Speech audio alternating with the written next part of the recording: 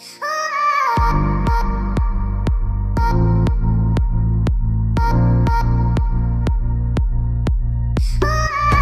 here for me, Mamuni Akwaba, Eba Melody Steve. So, Ghana has said, if you are not an entrepreneur, in Sembi Waha, it is very hard for someone to survive as an entrepreneur in Ghana, because being an entrepreneur, masa enye easy. You don't get any help except say bia o family e wo bia oya wo moboa o need help o koji loan a nsi ho a e wo so no masa da ben na wo benye sika akwakotia eye very difficult nti wo hwa o mom ye entrepreneurs ni na no wo kosa savings and loans na bebre na to de bia o mutumi nya skantia na akwakowie nsem bebre. Aside that ne kra no se wo ye entrepreneur no one hwe ya wejuma na nkasa kra ebe wie awo one hwe ya wejuma no ebe wie awo enye easy. I have heard of a lot of stories wo mo ye entrepreneurs nkrofo mo afo mo as ejuma no e wie awo mo da now I'll give you an experience. Maybe I metumi ama mo 3 stories kra metumi ama mo 3 stories on this particular matter. Na Kennedy Japan eden sembi atudwa. Na Ken Japan ye nim say it is not only Oman FM and any radio station. He has Oman FM, he has Netu, Ukukumasen Swa, or some media firms a very popular one, Ash FM. Na Ken Japan say Ash FM hono. Juma omo ya workers hono. Omo wie ni sika ma afei omo de atoto cars na nyama. Na waka story bi mebo audio no na motie. Na nini na ejina sa ejumayefo entrepreneurship say wo fo obi ejumem na later wa baba be wiao me say I have me kasa sisi aka na sanso akai another story ba me de ni na beba yenko tie Ken Japan de na wie na yetie wi a sa asem we aka Japan we kan me foa so papa you see sometimes it is not easy for people to say oh we bon say ngofu bebre wo mu osika. But Yenfane say, oh, let me give you a vivid example. Oh, my memo example. Yenfane say, will be ebia 1 million Ghana cedis. Now, so 1 million Ghana cedis no. So wako bank no kasa wako treasury bill. Now we share the current rate. Ebia at the end of every 3 months, we kasa treasury bill for 90 days. Yen roll over na yenfane si huna emana. So 1 million Ghana cedis no. They wako treasury bill at the end of every 3 months no. Wobetumi ebia close to 40,000 Ghana cedis. So the 1 million Ghana cedis and ato treasury bill now. At the end of every 3 months, wobetumi close to 40,000 Ghana cedis. Naturally say at the end of every month no in sinhua ebia obeka so wobenya more than 10,000. At the end of every month obia wonya more than 10,000 no. Well he will survive, like it is cool. So wonya 10,000 cedis at the end of every month. It is very cool. Into obi wo ho wonya saa sika na wode kwato bank na wode sika na kwato bank na every month wonya ne 10,000 saa wobetumi agya sika na to bank for the rest of his life. Not just for the rest of his life no, every month bia we assured of a 10,000 Ghana cedis bia ewo ho. Wobi nso beba se na wobi a wo sika se 1 million Ghana cedis a eda bank adan na wo mfa enkohye adwuma mu na ebia unya sika ne bim ni biom enso so, like who wants to go share adwuma mu a you double your money if you invested in a job and away be adwuma, so you double your money. Aside doubling your money krano we create employment. But you see it is not easy in Ghana here. It will be wo ni sika but pass we create employment because ebia bibia we hu eniso adin hu ni bia we hu anase ebia bibia ye dia ye obi a we hu enu hu nti yenko tie Ken Japan story na ni yeko tie ba me the menso me stories. Mrs. Sisian, I have about 5 different stories on this particular matter. Me de beka ho ama mo na munya mo hu se ne etie. Blacks. But me was school na me mini pi but me nyini ye no na me nim what I want. University na me too bad. Na me bad crowd. We are getting the awards abra na aprofuno education. Yeah. So, and so woni obroni wie school na mo koye adwuma. The success rate very high because of his commitment to the job. Black man, the commitment in the say, within this shortest possible time, I have to amass wealth at the expense of the company and go and establish my own. Yes, but by so doing, they collapse your business. Now, onim adrian what the tie what the echi into a fool say what be obetumi akobi bi na collapse. So, this is the problem we are having as black people, that we need to change our mindset. Utumi say obiya moje woni tirimu no. Eye kokoro. Ye ne bibifo say ye moje na tuntumo ada. Tuntum boning kwa ene didi. I'm sorry, I have to tell you the truth. Because me know ka say I have a bunch of idiots. Womu gu ho a womu di sika na womu di. Akwa bi osare mo journalist, mo ya kromfo kura chen nipa dia. Enso mo wi a wo se kwame. Mo journalist. Yes. Mo ni mo hierarchy top journalist e wa bribe mo gi. Ene yi. Mo ya kromfo chen nipa dia because uko HFM. Boys no man no din no. Krono a womu bo me no nya amota. My imagine say it doesn't bring money. Inti no womu pabuli. Womu to talk us.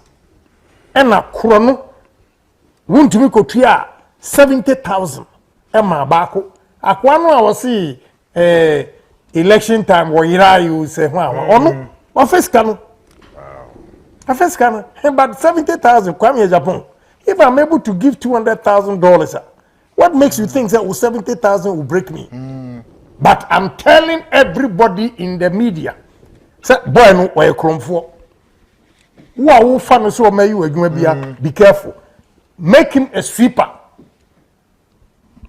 Money a sweeper, but anything close to money, he's a thief. Name is Robiao, make catch you straight. I'm going to power 4. Now this canon here, you know, those things. But hey, here we are. We welcome Omusu Omaba. Ebimbeba. But Nia can say Kennedy Japan story now I cannot and no. Now, my mention say na me mama me stories no. Me when as a time ne too much. Na makate no. The first story, and these are stories and nini na me my experience as in I was there and these things were happening. The first story, Obi come to one memboding because me boy a very popular place ewo community 1. Na mama no we obi a oton building materials. Me can say building materials are we popular ewo tema community 1. Me sure say omunim tema no womunim nipa kro America ne ho asem very very popular obi enim no committee 1 na minim obi a wo ye adwuma minim say still wo ye adwuma wo maame ne ho a na nipa ko no wo ba shop ho na wo ka say bia wo pese wo to paint and na wo pese wo to nyama bi e bia yen fan say foreign paint wo pese wo to foreign paint e bia gallon say ya e bia price no the original price no yen fan say ubetia 1,000 cedis for ebia paint na wo ba beto no minimo bia no ye adwuma e wo maame ne shop ho wo be ka kire wo we kan say oh ebi ni ho ba wo de hia no wa bonti wo pese one wo kasa na maame ya make no wasem ni nyama ne doso to the extent say even keeping inventory ayedin because inyama ne de doso untumi hu say we ayira we untumi ne shop no so dosun sika je say inti sa branch yi a wo ye djuma wo shop no wo be ka tre maame ne say ana wo be ka tre wo ba beto paint ne say oh ebi ni ho ba wo ko be ka so person ne okasa inti wo be she da afechu na wakata say okay sa paint na wo pese wo to 1,000 cedis no obetumi e the amount 500 cedis obetumi the amount 500 cedis nti de mane wo number ono ankasa opon a ono ankasa the paint ne be brel into opon a na we wia paint no na we de abrel wo wu fie na waje 500 cedis wo se na wabo maame ne ka wo no age 500 cedis na hye ne ho maame na enya hwe na so maame no je se wa boka e na e ya de a odidi maame ne every day maame ne enya worker ba ko pe no wo a lot of workers into me sure say wo no kra no wo ko re adwuma nim no san na ye kire no. That is the Ghanaian mentality. Me see nipa kui just say I am telling you where mankasa what I have seen and experienced to in America. Now another shop in so and these are all real life experiences Ghanaians.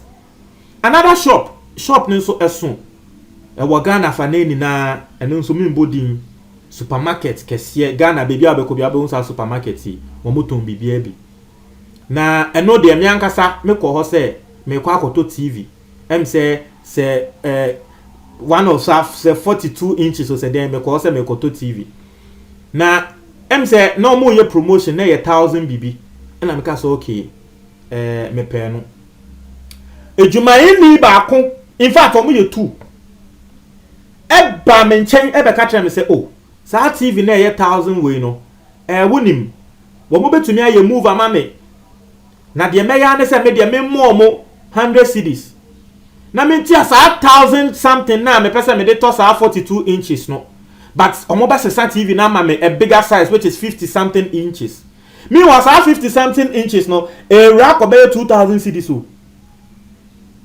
ba mo se me deɛ me pɛ 100 cedis bi mo kɛkɛ na me ntia that same 1000 as me tɔ saa 42 no but mo bɛ sesa na mo de ama me 50 bibi and they have a way of doing it to the extent say shop no your shop kɛseɛ now so edwumayɛfoɔ no the supervisors no into me nchi omo da up till and there and rakra me cause our shop no nkɔfo yi saa boys yi wɔn still wɔn gu hɔ a wɔn yɛ edwuma na kyerɛ sɛ wɔn a yɛde adeɛ no edi wɔn na enye easy ɛno nso ɛyɛ second story third story ɛno nso saa wɔn mpo deɛ Ghana ni bi a wɔwɔ aburokyire wɔne ne kunu ɛna wɔn kaa sɛ o wɔn pɛ sɛ wɔn yɛ poultry farm ɛwɔ Ghana sɛ wɔn nya asase esi farm ne nyama nti na afɛ wɔn pɛ obi a wɔbɛhwɛ farm ne so na ɛno no ɛna wɔn ne nipa ko ne kan ɛka kyerɛ nipa ko ne sɛ wɔn bɛtua no 1005 at the end of the month ma nipa ko ne nfa ne nsa nka bibia ɔno ne dia ne sɛ wɔn bɛ adwuma hɔ na wabɛyɛ bibia kosua o yɛse wɔn wɔ nkokɔ no wɔn wɔ bi nkokɔ no minim em sɛ there are other things nso a yɛtɔn ɛwɔ nkokɔ no saa poultry farm there are other things so a yɛtɔn but we ɛyɛ outright yɛse yɛ ɔno krampo de yɛbisa ne sɛ at the end of the month sika bɛnsɛn na ɔbɛgye ɛna ɔno aka sɛ ɔbɛgye 1005 ɛna ɔmo ka sɛ okay wɔn bɛtua saa 1005 na ma no but mo nfa ne nsa nka kosua baako koraa mo yi bibia ntɔn because ɛnyɛ ne dia yɛfa no wɔ hɔ sɛ wɔnyɛ adwuma abrantie yi a wapene sɛ wɔbɛyɛ adwuma a wɔyɛ adwuma no wɔbɛhwɛ ne sɛ na abrantie yi ewia kosua ɛkɔtontɔn ama nkorɔfoɔ wɔ area ne mo tɔn indomie ne nyama na unim saa Ghana fo mo abrochie san sɛ no wɔn endi Ghana ha sei saa time ne nti no wɔn pɛ wɔn relative bi a wɔwɔ Ghana ha sei sɛ na nkɔno nso entare abrantie no ho na wɔnsi adwuma no